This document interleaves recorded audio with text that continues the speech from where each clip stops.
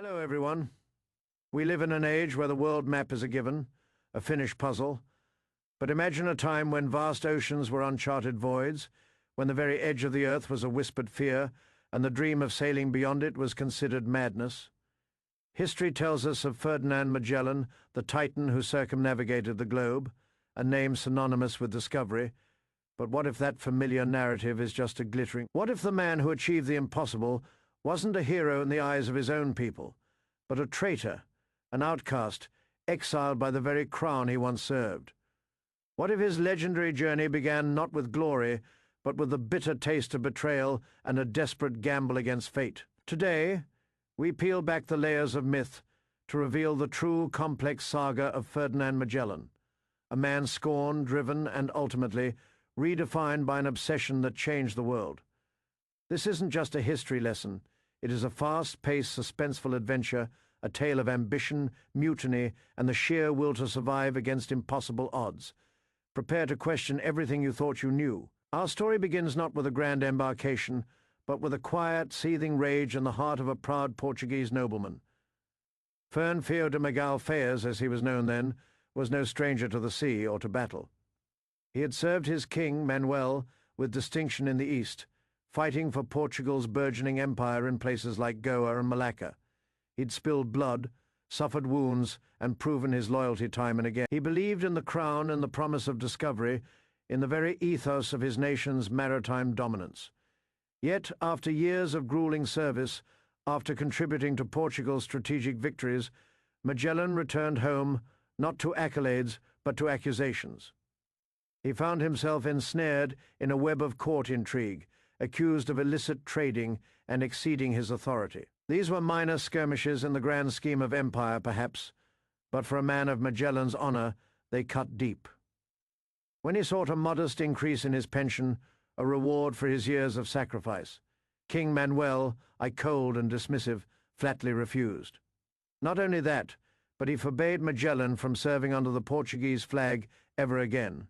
Imagine that, a lifetime of devotion. The sting of rejection was palpable, the humiliation unbearable. But it wasn't just the personal insult that burned. Magellan carried a secret, a profound conviction born of his years in the East. He believed, with unwavering certainty, that there was a westward passage to the fabled Spice Islands, the Moluccas. These islands, overflowing with cloves, nutmeg, and mace, were the ultimate prize. Portugal held the eastern route around Africa. If a western route existed, it would rewrite global trade, bypass their greatest rival, and deliver unimaginable wealth to whoever discovered it. Magellan pleaded his case to King Manuel, presenting maps, calculations, and the very logic of a spherical Earth. But the king, blinded by arrogance, convinced Portugal already held all the vital. "There is no such passage," he declared, effectively shutting the door on Magellan's life in Portugal. Not just his career, but his very identity as a Portuguese explorer. This wasn't merely a political dismissal. It was a personal condemnation, a severing of ties that ran bone deep. Magellan was, in effect, excommunicated from his homeland, branded an impractical dreamer. The world he knew, the identity he cherished, crumbled around him.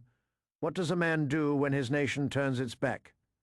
When his loyalty is questioned, his vision ridiculed, and his very future rescinded? He seeks a new path. He finds a new patron. And that, my friends, is how a loyal Portuguese subject became, in the eyes of his countrymen, a traitor. The year is Magellan, now in his late 30s, a man of fierce pride and unshakable conviction, renounces his Portuguese citizenship. This was no small act.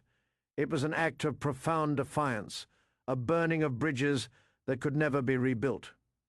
He packed his knowledge, his maps, his unwavering belief, and set his sights on the one place that might understand his ambition, Spain. But King Charles I, a young, ambitious monarch who would later become Holy Roman Emperor Charles V, was surrounded by a court rife with intrigue.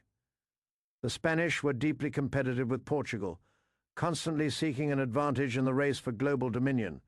Magellan arrived in Seville, a stranger in a strange land, carrying a proposition that was both audacious and incredibly risky. He proposed to reach the Spice Islands by sailing west, a route that skirted the Tordesillas line, a papal decree that had divided the unexplored world between Spain and Portugal. If the Moluccas lay on Spain's side of that line, accessible via a western passage, the rewards would be astronomical. Yet there were powerful voices of dissent. Juan Rodriguez de Fonseca, the formidable Bishop of Burgos and head of the Casa de Contratasi, famed Spain's powerful overseas trade office, was a staunch opponent. He viewed Magellan with suspicion, a foreigner, a Portuguese man, potentially a spy. He argued that Magellan's plan was impossible, a fool's errand that would squander Spain's resources. The odds were stacked, but Magellan possessed a rare blend of charm, conviction, and an almost messianic zeal for his cause. He had a secret weapon, too, his charts meticulously drawn and based on a lifetime of study and first-hand experience. He spoke with the authority of someone who had seen the East, who understood the currents, the winds, the true distances. He appealed not just to King Charles's ambition, but to his impassioned pleas. His carefully presented evidence began to sway the young monarch. Imagine the tension in those royal chambers, the skepticism of the Spanish grandees, the whispered accusations from Portuguese agents who undoubtedly shadowed Magellan, the immense gamble for the king. It was a high-stakes poker game, and Magellan, with seemingly nothing left to lose, pushed all his chips onto the table. Finally, in March 1518, King Charles, perhaps seeing a flicker of genius, perhaps sensing a chance to one-up Portugal, signed the capitulations of Valladolid. Magellan was given command of a fleet, granted the title of Captain General, and promised a significant share of the profits. He would even be made governor of any lands he discovered. The impossible was now within reach, but securing the next was to assemble a fleet and a crew for a voyage into the utter unknown. This was a monumental task, fraught with its own set of dangers. The ships themselves were old, some considered barely seaworthy. There was the flagship, the Trinidad, commanded by Magellan himself. Then the San Antonio, the Concepci-Fenon, the Victoria, and the tiny Santiago. These were not grand galleons, but relatively small carracks, designed for trade, not for battling the raw fury of an uncharted ocean. Recruiting a crew proved equally challenging. News of Magellan's Portuguese origins and his perceived betrayal had spread. Spanish sailors, proud and often distrustful of foreigners, were hesitant to join a Portuguese captain on such a perilous mission. Many feared a suicide mission. Others feared a plot to secretly divert the fleet to Portugal's benefit. Mutiny, even before setting sail, was already a palpable threat. Magellan needed over 270 men, a motley collection of Spanish, Portuguese, Italian, French, German, and even English adventurers, each with their own hopes, fears, and for some their own hidden agenda. He faced constant sabotage attempts by Portuguese agents who tried to steal his charts, poison his provisions, and incite unrest among his crew.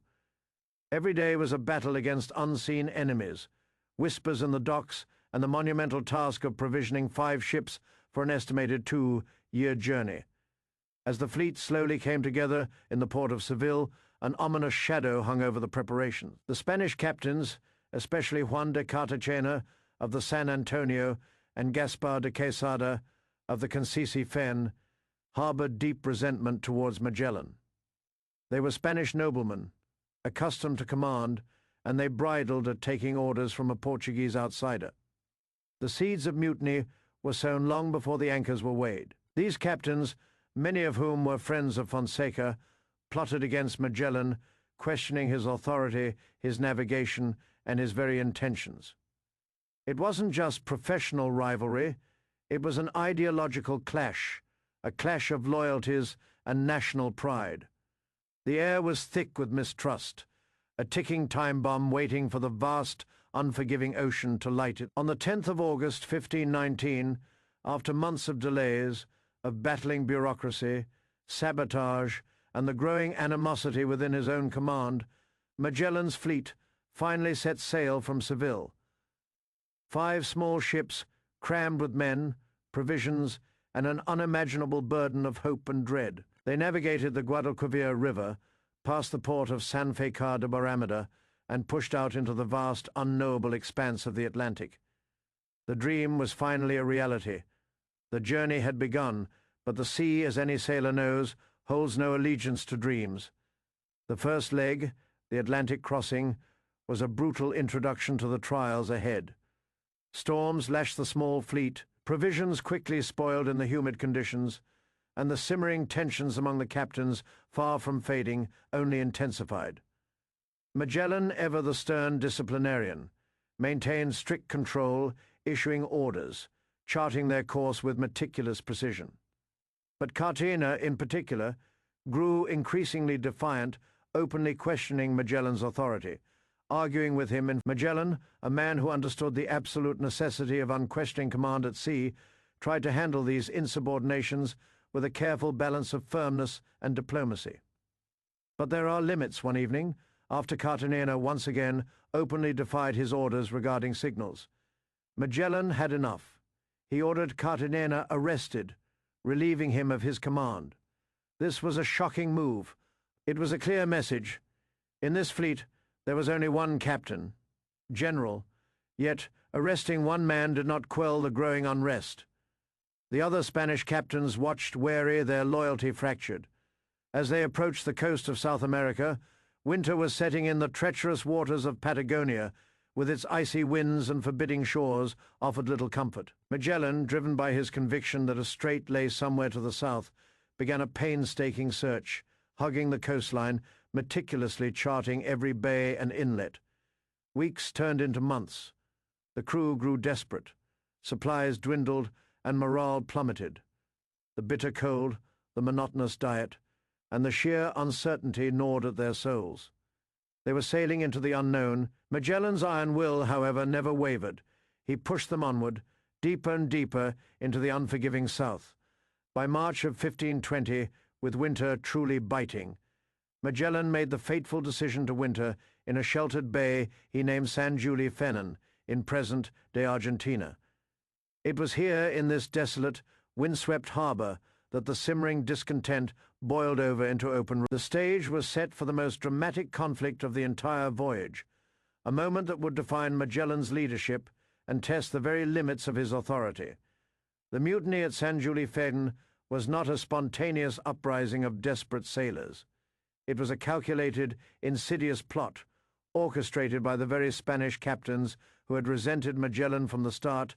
Quesada, Mendoza, and they saw their opportunity. The fleet was stranded in a remote, hostile land. Morale was low. Magellan, they reasoned, could be overthrown, and they could claim command, perhaps even turn back to Spain, abandoning this mad quest. On the night of the 1st of April, 1520, Easter Sunday, the rebellion erupted.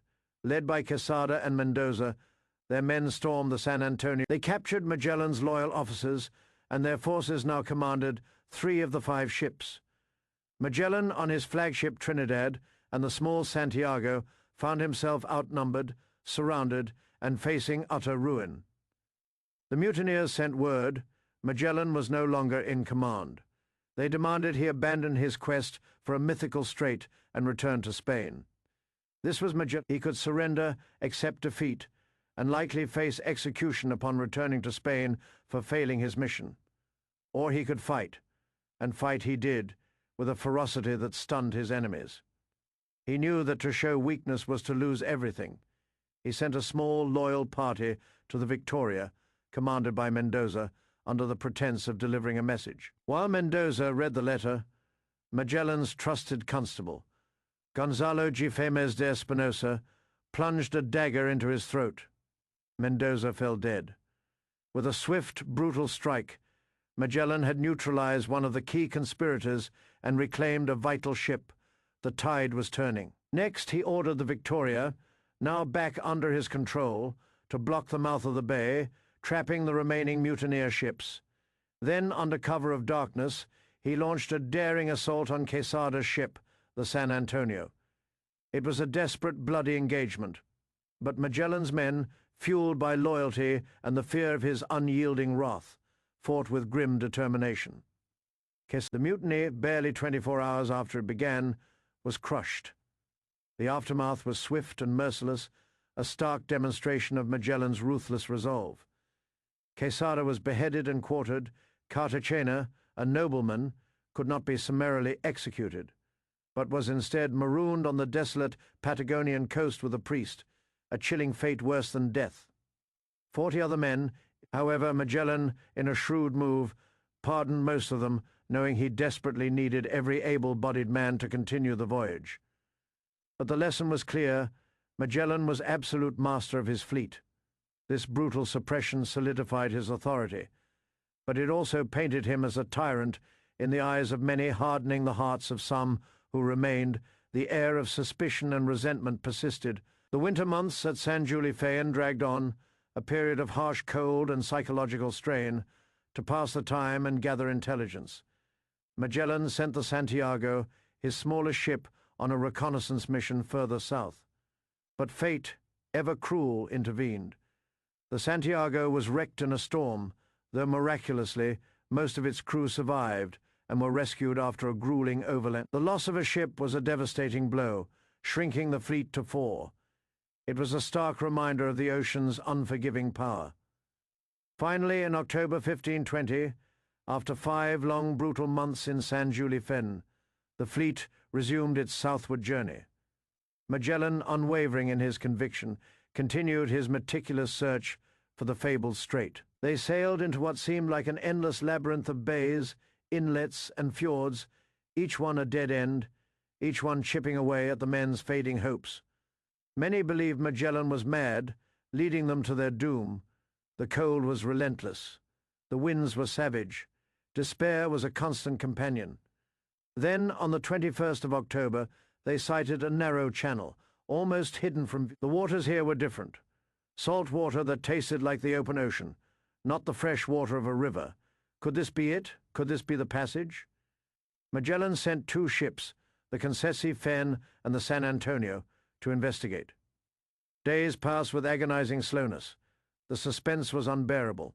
Had they found it, or was this just another cruel illusion? When the ships returned, their captains, Magellan, consumed by a blend of triumph and caution, ordered the fleet to proceed. This was it, the strait. What followed was a harrowing 38-day ordeal, a nightmare passage through a labyrinthine waterway that would forever bear his name, the Strait of Magellan. The currents were ferocious, the winds unpredictable, and the landscape a desolate, snow-capped wilderness. Every turn of the men saw fires on the southern shore, leading them to call the land Tierra del Fuego, Fey Land of Fire, during this torturous passage. Another act of betrayal unfolded. Esteban G. Famez, pilot of the San Antonio, along with a group of disgruntled officers, saw their chance. They seized control of the ship, imprisoned Captain Mesquita, Magellan's cousin. The San Antonio, laden with most of the fleet's provisions, turned around and fled back to Spain, taking with it crucial supplies and valuable men. It was a crushing blow, an act of treachery that stripped Magellan of yet another ship and significant resources. He was now down to 3 vessels. The betrayal was deeply personal, another stab from within, yet Magellan pressed on, his resolve unshaken. He scoured every inlet, charted every passage, until finally, on the 28th of November, 1520, the 3 remaining ships emerged from the tempestuous strait. Before them lay an expanse of water so vast, so calm, so utterly boundless, that Magellan, in a moment of poetic awe, christened it the Mar Pacifico, Fey the Pacific Ocean. The passage had been found. The impossible, but this triumph was immediately eclipsed by the terrifying reality of what lay ahead. Magellan believed the Spice Islands were just a few weeks away. He was gravely mistaken. What followed was the most agonizing, brutal, and utterly devastating leg of the entire voyage. 99 days of sailing across the largest, emptiest ocean on Earth. 3 months and 20 days without seeing land, This was a journey into a void, a test of human endurance that pushed men to the absolute brink of sanity and survival. The sun beat down mercilessly. The winds, initially favorable, often died to a whisper, leaving the ships becalmed, drifting aimlessly in the vast, shimmering expanse. The water became putrid, fouled with a greenish slime. The hardtack biscuits turned to dust. crawling with weevils, or were gnawed by rats. The men resorted to desperate measures. They ate sawdust, leather from the ship's rigging, soaked in seawater to make it palatable.